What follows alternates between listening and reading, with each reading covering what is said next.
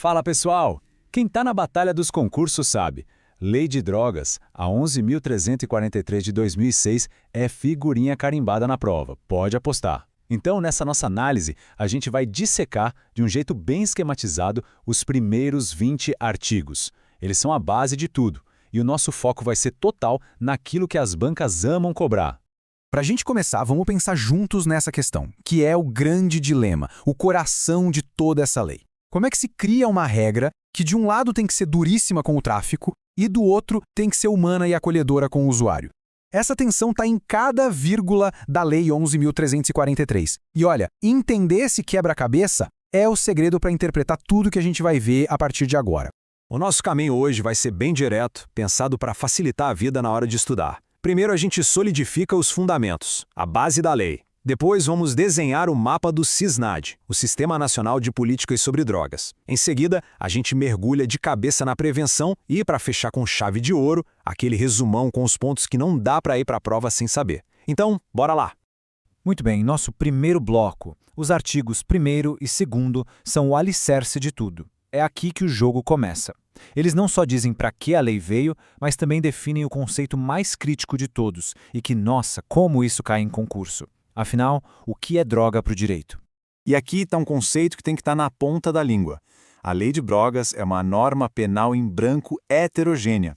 Parece complicado, mas pensa assim. É como se a lei dissesse é proibido vender o item X, mas não dissesse o que é o item X.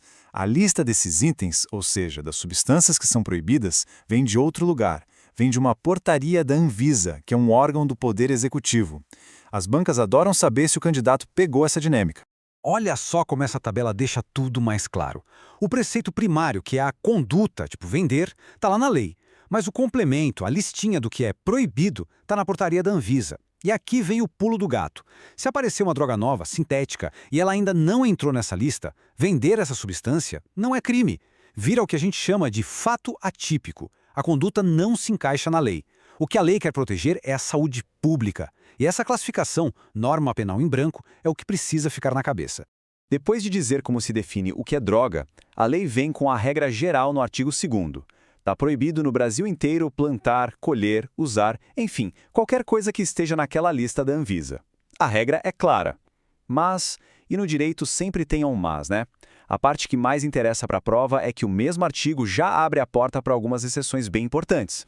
E são 3 exceções. A primeira, para fins medicinais, mas precisa de autorização da Anvisa e receita médica. A segunda, para pesquisa científica, com projeto todo aprovado. E a terceira, que talvez seja mais fascinante, é a exceção para uso em rituais religiosos. É o caso do famoso chá ayahuasca. Isso se baseia em tratados internacionais e, claro, na nossa Constituição, que garante a liberdade de crença. É um exemplo perfeito de como a lei precisa equilibrar pratos diferentes. Fechou? A gente já sabe o que é droga para a lei. Agora, na nossa segunda parte, vamos entender o quem e o como. Os próximos artigos montam toda a estrutura, a casa de máquinas, por trás da política de drogas do Brasil, o famoso SISNAD. Para que serve o SISNAD? Pensa nele como o grande maestro, que tem que fazer todo mundo tocar a mesma música. Prevenção, tratamento e repressão. A estrutura dele envolve todo mundo. União, estados e municípios. E um ponto fundamental, que ficou ainda mais forte em 2019, é a tal da intersetorialidade. O SISNAD não joga sozinho, ele tem que atuar de mão dadas com o SUS e o SUAS, porque a dependência química não é só um problema de polícia, nem só de saúde, nem só social, é tudo isso junto.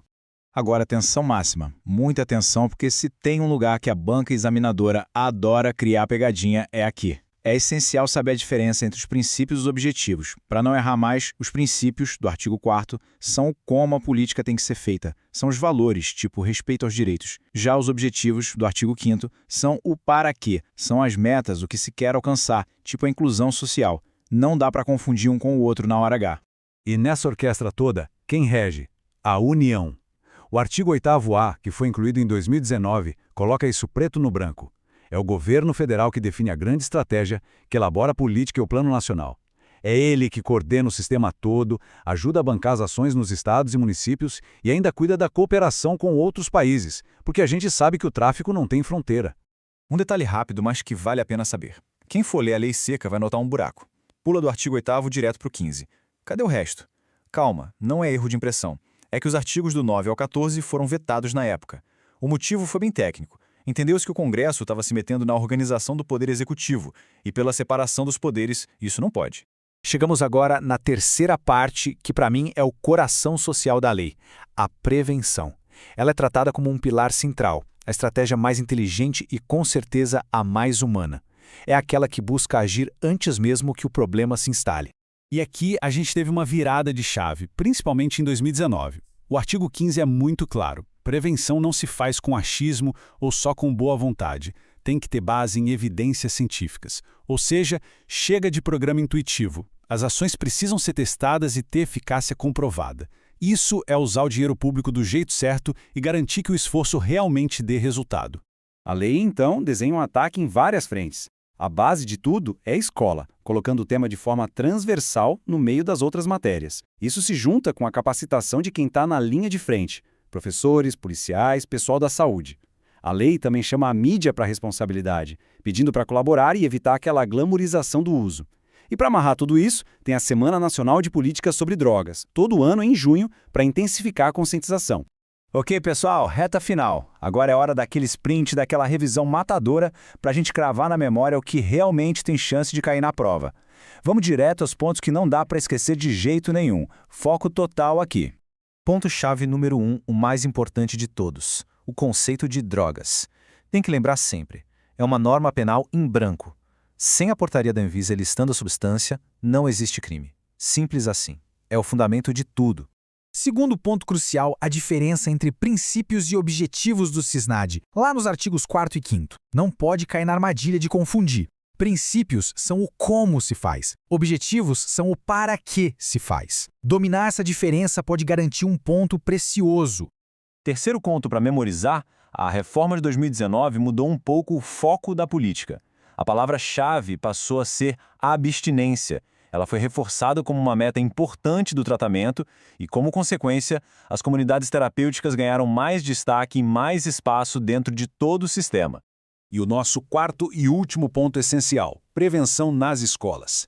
A palavra mágica aqui é transversalidade. A lei não quer que se crie uma matéria sobre drogas. A ideia é que o tema seja discutido dentro da aula de biologia, de história, de sociologia, de um jeito integrado e contextualizado. E para a gente fechar, fica a reflexão que nos leva de volta lá para o comecinho. Essa estrutura toda tão complexa, que tenta ser dura com o tráfico e acolhedora com o usuário, será que na prática, na vida real, ela conseguiu encontrar esse equilíbrio? A resposta para essa pergunta, na verdade, define o sucesso de uma das leis mais desafiadoras que a gente tem no Brasil. Fica aí a reflexão para aprofundar os estudos. Um abraço e até a próxima.